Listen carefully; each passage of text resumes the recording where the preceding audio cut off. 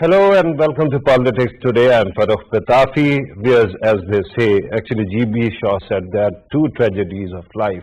One, to get your heart's desire. Not to get your heart's desire. The other one is to get it. For quite some time, the neighbors of Afghanistan have been demanding that the foreign forces leave the region and return. Now finally that day has arrived. We have seen that withdrawal has started. It is accelerating and the word has said that it is going to conclude by mid-August, if not earlier.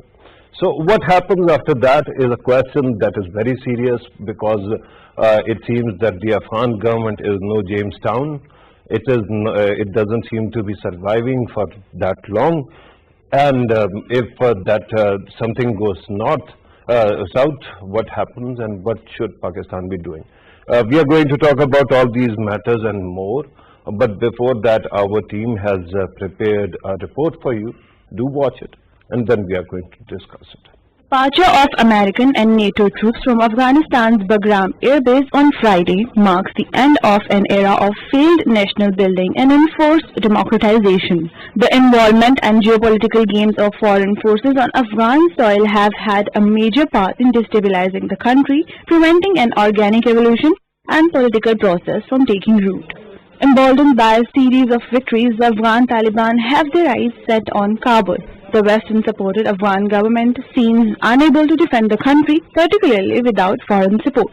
Since May 1, the cloud of uncertainty started swirling around Afghanistan's future following the US and NATO forces' withdrawal from the Afghan territory. The Taliban have captured 69 of the country's 407 districts, including territories in northern provinces once seen as off-limits for the insurgents.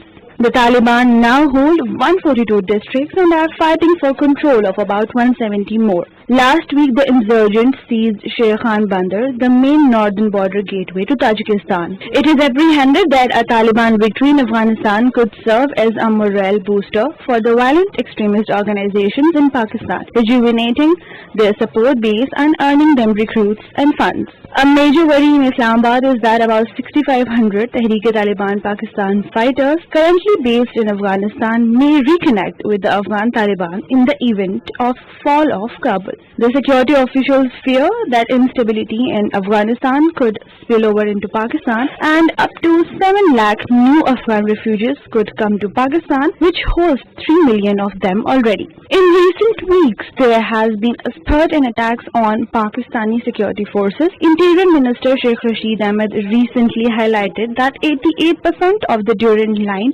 have been fenced, which should enhance security. According to a statement issued by the Prime Minister office, Prime Minister Imran Khan told Iranian President-elect that the situation in Afghanistan could have serious repercussions for Pakistan and Iran, resulting in an influx of refugees towards the bordering areas of the two countries. In an opinion piece recently published in the New York Times, Prime Minister Imran Khan was of the view that the Pak-US relationship was at a watershed moment. PM underscored the need for a political solution in Afghanistan before the US left. Keeping policy options for Pakistan, the parliamentarians were of the view that Pakistan's ties with the US are set to undergo a major transformation due to the withdrawal of the foreign forces from Afghanistan and the growing competition between the US and China. It is worth noting that Pakistan's major strategic interest in Afghanistan is that the Afghan territory is not used against it. Okay, you have watched the report. You realize it was a very comprehensive package. But here's a lesson from history.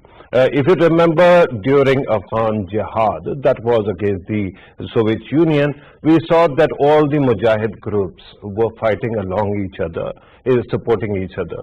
And later on, the moment the USSR actually withdrew, after that they started fighting among themselves. Right now, we are treating Taliban as an entity that seems indivisible, but there's always a chance that they can also fight among themselves as well.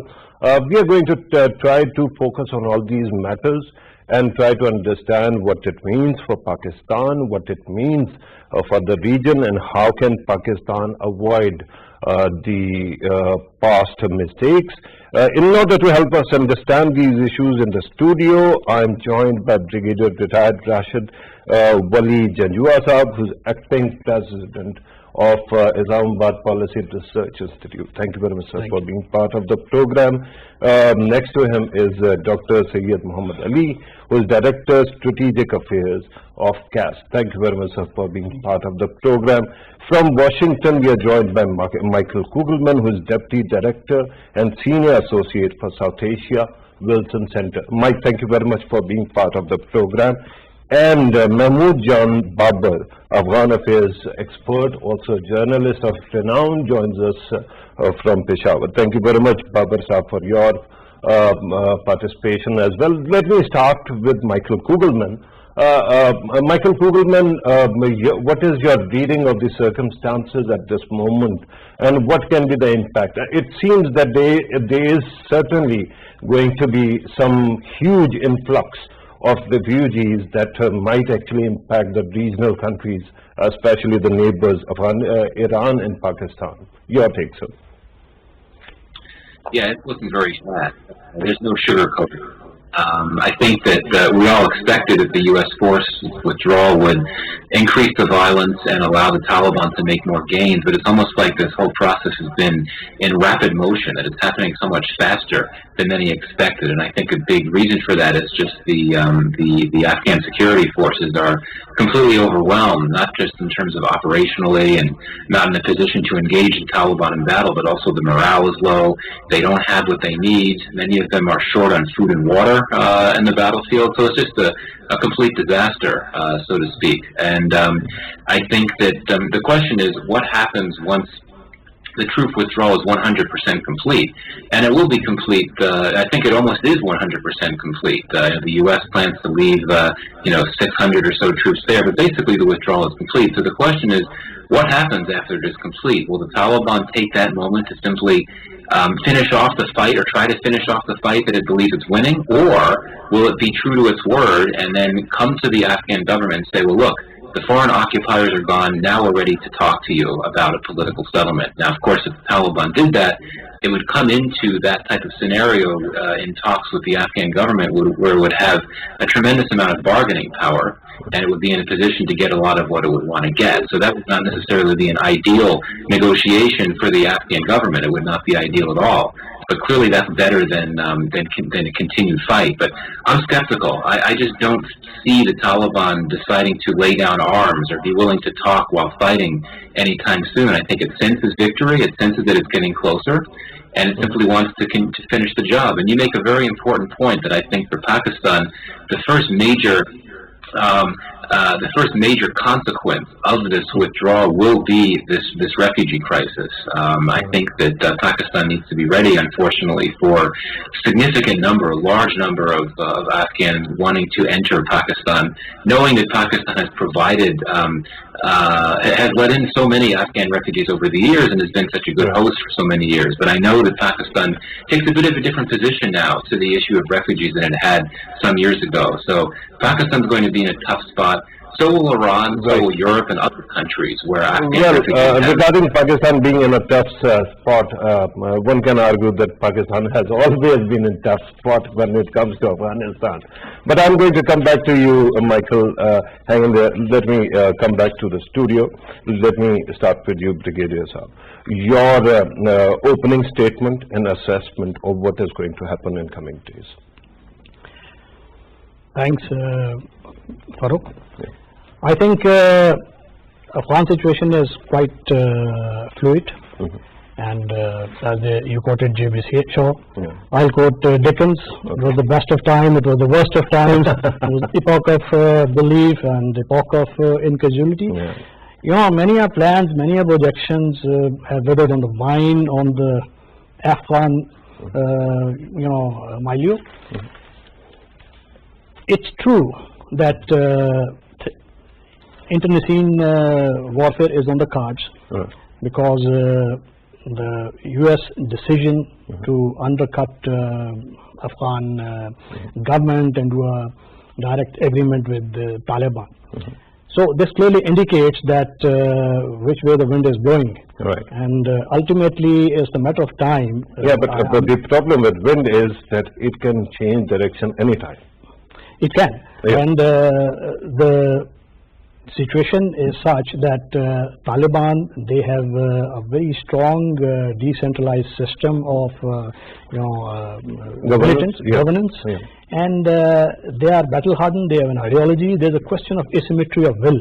Yeah. The government, Afghan National Security and Defense Forces, these are holding tenuous lines on the Pak-Afghan border. Right. There are already reports that ANA has left those posts and PTA has occupied. So these all developments are quite portentous, and much will depend on how things develop from here onwards. Right. And Afghan government, its ability to orchestrate organized withdrawal, even battle which is pitched against a force which is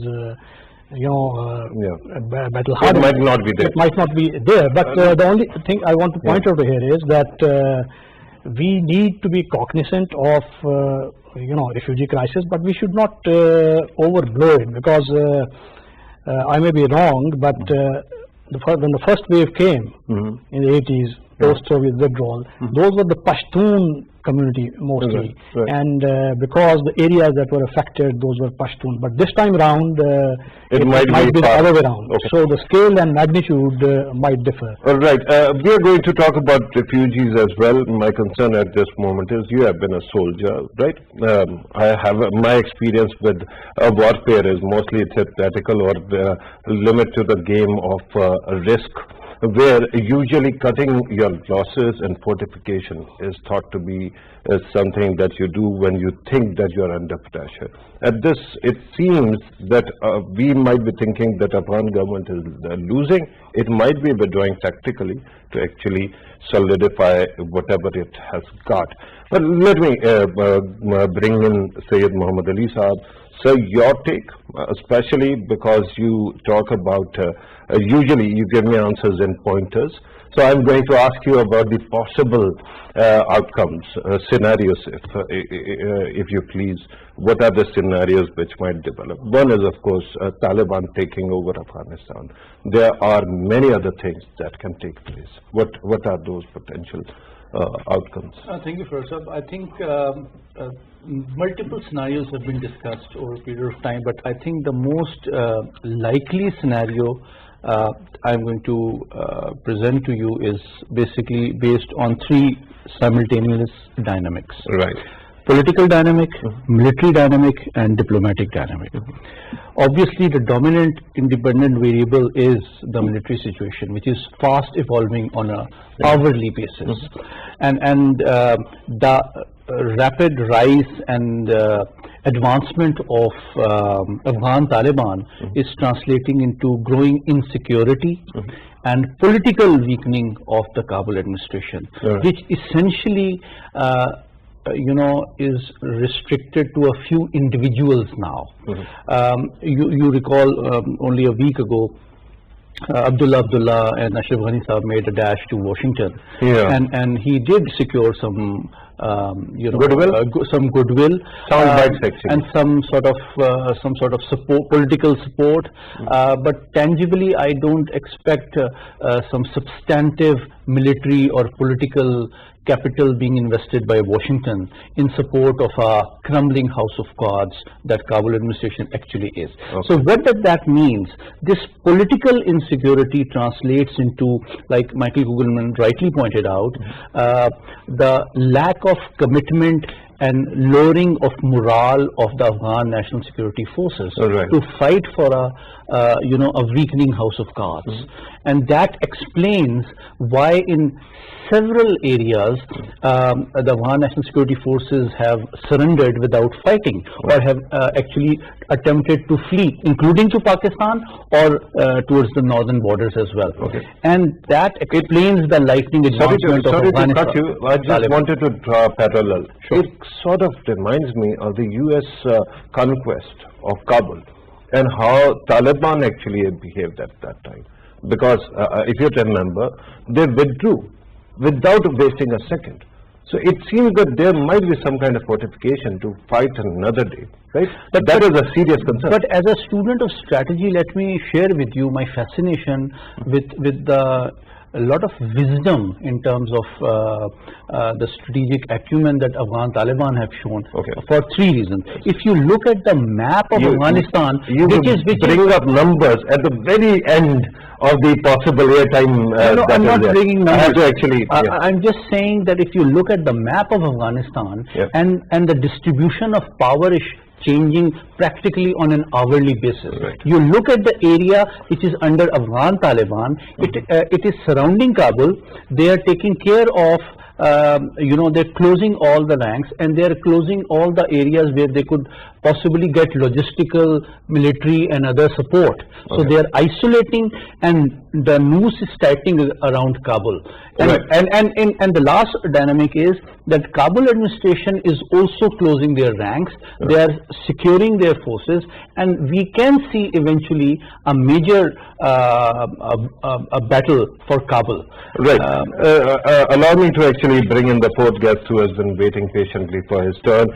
Mahmood Jan Babar Saab, let me ask you, is the takeover of Afghan takeover of Afghan Taliban something that has been set in stone, or something else can also happen in coming days?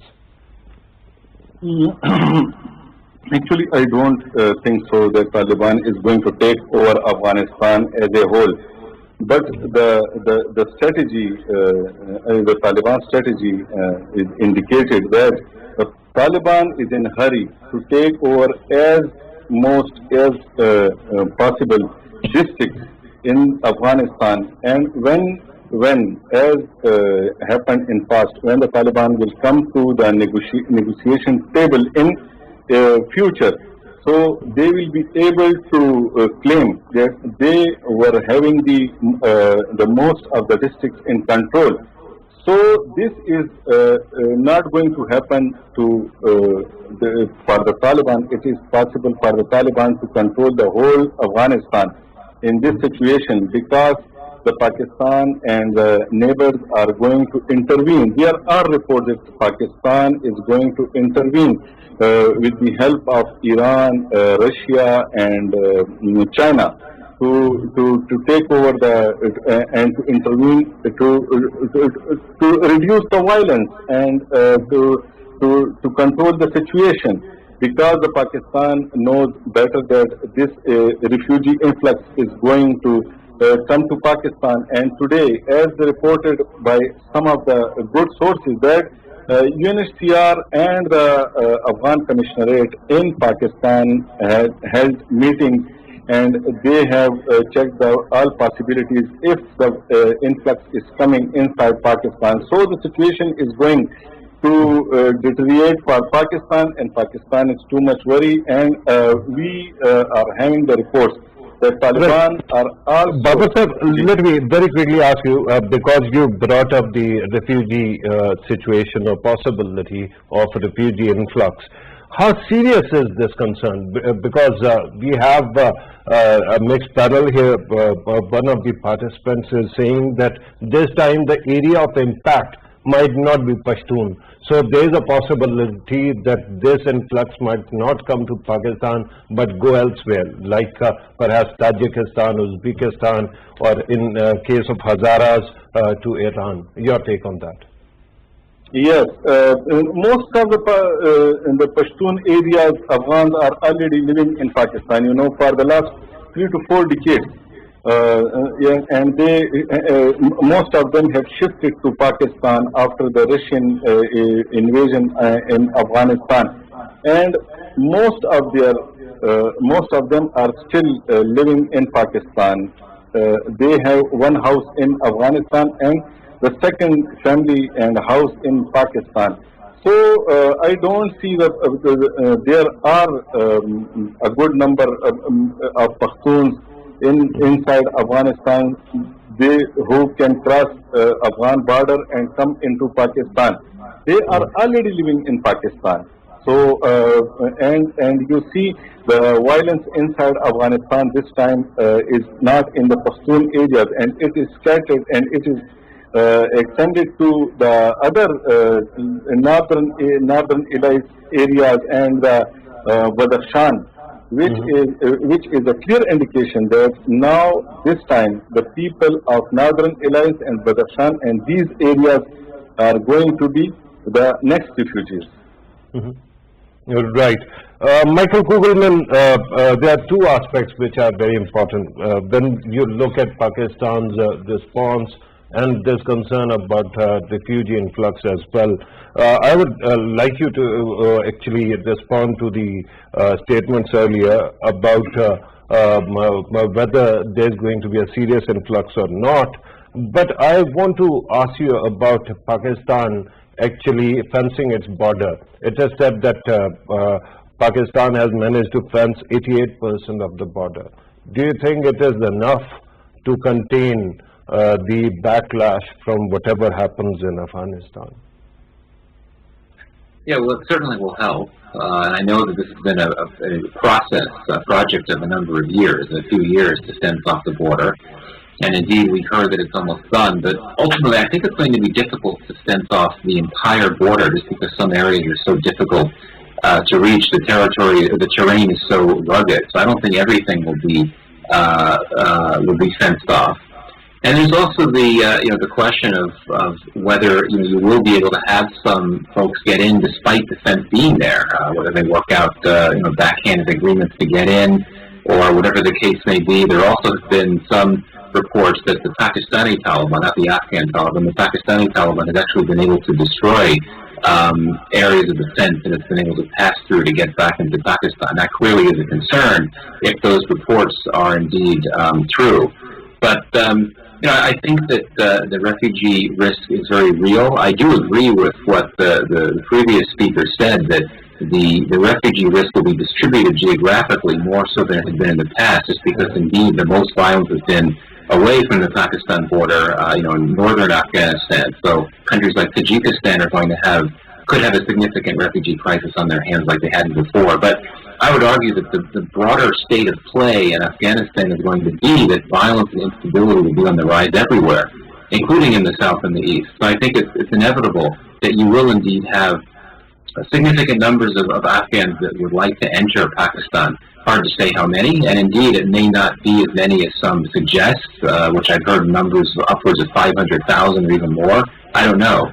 But the risk is very real. But very briefly, I think what Pakistan should look at doing here is indeed it has to be planning for this refugee crisis. But there's so many other things it could be doing too that could ease these risks, the violence, and reduce the chances of refugee flows and cross-border terrorism and all. One is that clearly Pakistan needs to continue pressuring the Taliban to reduce the violence. But it needs to do that in a way that it can start raising the cost for the Taliban if it does not comply with these demands to reduce violence. In other words, there needs to be more of an effort to give the Taliban an incentive to reduce violence, as opposed to just waving it off as something it doesn't need to do. Secondly, I really think it's important, with the U.S. increasingly out of the picture, for Pakistan to work regionally with other countries, with Afghanistan's partners, to develop some type of common strategy, some type of common front to bring to the Taliban in order to pressure the Taliban to reduce violence and come back to the negotiating table. So the Taliban has repeatedly said that it would focus on peace once the foreign troops have left. And the foreign troops have basically left. So now is the time to hold the Taliban to a commitment. Right. Here's another question, because you spoke about Pakistan. Why Pakistan should be working with Afghanistan's other neighbors and partners. First of all, it has to begin with working with Kabul, And given that we were talking about refugee influx and refugee crisis, bear in mind Pakistan has around 3 million Afghan refugees already housed in the country. And then Afghan NSA, while he was disparaging Pakistan, he also said something very intriguing and sad, that otherwise, if Pakistan doesn't cooperate, Afghan refugees can also start taking it out on Pakistan. Do you think that this kind of statements actually help the culture of trust, or it vitiates them? No, I think it's very unfortunate. I mean, clearly it's essential for Kabul and Islamabad to be getting along better. That'll just, it'll strengthen the prospects for regional stability, and it'll also strengthen the prospects for the peace process, clearly, given the key role that Pakistan will play, given the relationship it has with the Taliban. It's essential. So these types of comments coming from the Afghan NSA are not at all helpful. Not at all. I think that's quite clear. And it certainly, I think, plays into fears in Pakistan that there is a security risk of letting in so many new Afghan refugees because of the risk, no matter how small, that you could have some militants among them. And I think your government has made reference to that risk just in recent days. So, no, I don't think that helps at all. For a long time, the U.S. has been looking to Pakistan and Afghanistan to try to work closer together to reach some type of common understanding on policing the border and so on, at the least. That could help a bit, but I don't think so, given the current mood there. Right, absolutely. Brigadier Jajua, it is important, the bit we are talking about. This statement, while whatever he said about Pakistan stands on one side, it created some kind of diplomatic situation also. But saying that 3 million people who are sitting inside your country and who might be otherwise helpless, right? They might start attacking you, actually puts them under pressure. This kind of selfishness, do you think that it bodes well for the future of Afghanistan? No, I don't think so. I think it's a very puerile statement, and coming from someone who knows that the ship is sinking. So we'll not dwell much on that, but coming over, I'll give you a soldier's perspective, I'll give you an analyst's perspective. Both. From the soldier's point of view, Trofimov and Brahman's book, Starfish and Spider. Taliban are starfish. Okay. Non-hierarchical, decentralized, ideologically leavened, up against spider. Okay. The centralized control, hierarchical. Something to lose, actually. No specific ideological glue. That's the Afghan government at the moment. Right. Remember, this is not that Afghan National Army which was with Najibullah, which was battle-hardened, trained. This is an army which was disintegrated once the Americans came, and they gelled together, a ragtag coalition. Desertion rate is greatest in the world. There is no ideological commitment. Training is, despite the best efforts of Americans, they poured billions, but they are nowhere. Up against them are 60,000 odd, that's what congressional research tells us, but maybe they are more on ground. They are decentralized. Mullah Habatullah and Yaqub, his financial and military czar. So they are controlling centrally, but they are not, micromanaging. The field commanders on the ground. But sorry to cut you, but this decentralization, does it not show you that it can become another post-Afghan jihad situation? Because they may start fighting among themselves. That's a conjecture, because it's a fear out of history. It's a fear, but I don't think so. They're going to fight amongst themselves, because so far their ideological leaven has held very strongly. And look at the way these dominoes are falling. I mean, there are already reports that out of 4 or 7, 1/3 have already fallen. So it's a matter of time before Taliban they encircle Kabul, and maybe at that time, if they have learned their lessons well, they can stop short of going for a bloodbath and forcible capture of Kabul. That's maybe a big if, is it not? Maybe entering into kind of a negotiation mode. So that's the part in Afghanistan. So now coming over to Pakistan. I put on my analyst hat, Pakistan's part. So at Pakistan's level, we need to take prophylactic responses. Like COVID, we've been spared. We did our best. So likewise, whether we think that a lot of Afghans are coming or not, we should be prepared. Our fencing is in order. Army has done a great job, minus few forts that are being given the final touch. I think fencing is good, and fencing alone doesn't matter much. Right. We have the strength. Fence is being manned at great cost. Right. So that's an area where we need to concentrate now is building internal resilience. Okay.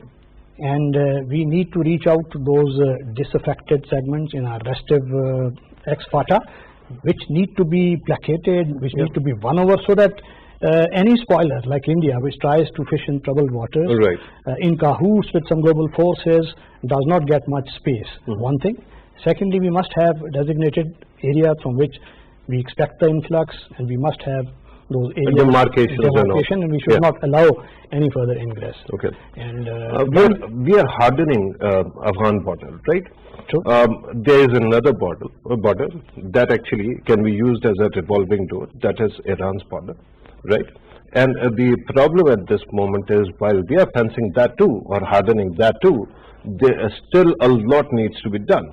And then you're talking about Pakistani spaces which might be exploited by Indians, but there is the concern of ungoverned spaces which will always remain in Afghanistan because of geography, steep geography. TTP can actually come from there. So these concerns will actually really create a lot of trouble. Allow me to actually bring in Mohammad Ali Saab. Mohammad Ali Saab, two aspects. One, at this moment it seems that Pakistani analysis is looking at it through a black and white strip, where either one side is winning or the other is. There are factors or elements which are very important and very strong.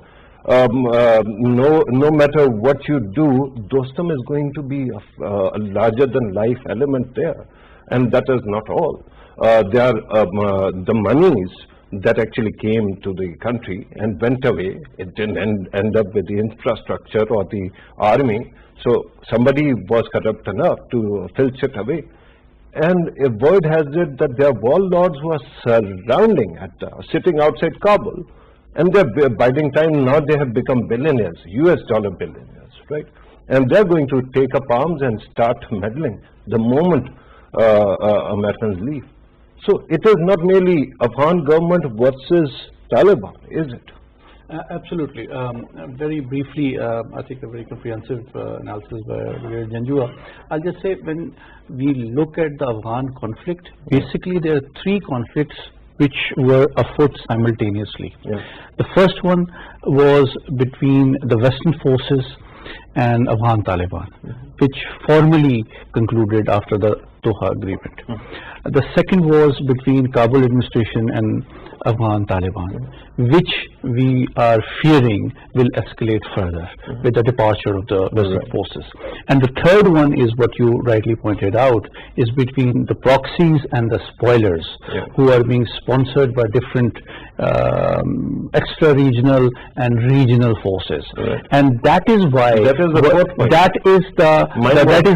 is the most difficult thing to do. While and that is a very important aspect. I appreciate you bringing it up, because while the most of the focus of the analysts and diplomacy is trying to restrain the conflict between Kabul administration and Afghan Taliban, the third most murky, most devious or most dangerous aspect is the proxy wars between warlords who are being sponsored by spoilers and extra-regional forces.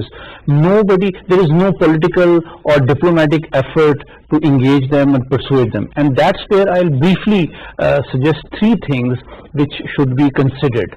Number one, I think there is a very urgent need for all the neighbors of Afghanistan, Pitafi Saab, to at least have a foreign minister level conference in which all the neighbors of Afghanistan, with the possible addition of Russia as well, should sit down and look at the Afghan future post-US withdrawal and try to learn from the mistakes which were made after the Geneva Accord, that there has to be a three-step approach.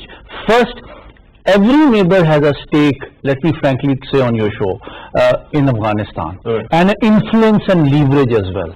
Unless these are synergized to mutually and collectively come up with a security commitment not to interfere, it is not possible to reduce violence, number one. Number two, there has to be a financial commitment to disincentivize the war economy. Maybe perhaps a regional Afghan development fund or something like that. I think Chinese can help that. Istanbul conference, which didn't happen. Istanbul conference, frankly, my view is somewhat different. I see it with a pinch of salt, because you must not overlook the statement Afghan Taliban made to the number of Turkish overtures of providing security to the Kabul airport, because they reminded the Turkish government that we are cognizant of the fact that you are part of NATO, and we expect you to depart with all the foreign forces. And secondly, since Mr. Dostum enjoys hospitality in Turkey, it also raises concerns and doubts in the minds of Afghan Taliban. So we should not overlook that. I am grateful for your suggestion. Brigadier Saab talked about ungoverned spaces and how to actually manage them. You are talking about engaging all the neighbors of Afghanistan. Right? Absolutely. Because they are the ones who are actually always the future tense. One, and we are discussing this T-1 month. I mean, if we have left it this far out, do you honestly think in a month everything is fall in place? No, it will not. But not to try is also not an option, because the consequences will be borne by everybody. I tell you, somehow reading all the history of South Asia, I have started convincing myself that Murphy's Law is law of physics in Pakistan and South Asia. Whatever can go wrong will go wrong. And the problem is that we have to actually start focusing on how to fix things. Very quickly, sir, I have to go to Babar Saab as well. You mentioned the regional security framework. That's absolutely vital. But when? Now. Right now. And other than that regional security framework, I think the United States needs to be engaged. We understand United States is the neighbor of every country in the world. We cannot simply say that wash our hands off United States. Do reach out to them. And you see, Lloyd Austin's statement of enduring military support to Afghan government is portentous. What happens if you... How do you have that kind of support when Taliban is saying that none of the neighbors can provide any kind of logistic support, any kind of bases, and then none of the neighbors is ready? So how do you expect the magical enduring support by the US? Then it has no purpose. If that happens, if you are supporting a weak protagonist against a strong, you are prolonging the managed chaos. So I think we need to be cognizant and need to take USA also, along with the regional countries, on board about this. Babar Saab, if you want to come in or comment on whatever was said, please do. And then, of course, I'm going to ask you a question. Let me comment on the legitimate force inside Afghanistan. Unfortunately, there is no visible legitimate Kabul in the Kabul. There is a scattered crowd of some former rulers in Afghanistan. Honestly, we don't see any Afghan government on ground in the situation. There are people who are busy in blame game, and they are blaming Pakistan and they are blaming all others, but they are not going to take the responsibility for the situation which is now on the ground. So this is the main problem. Taliban are when we compare the legitimate force inside Afghanistan, This time, the Taliban claims and the Taliban statements are more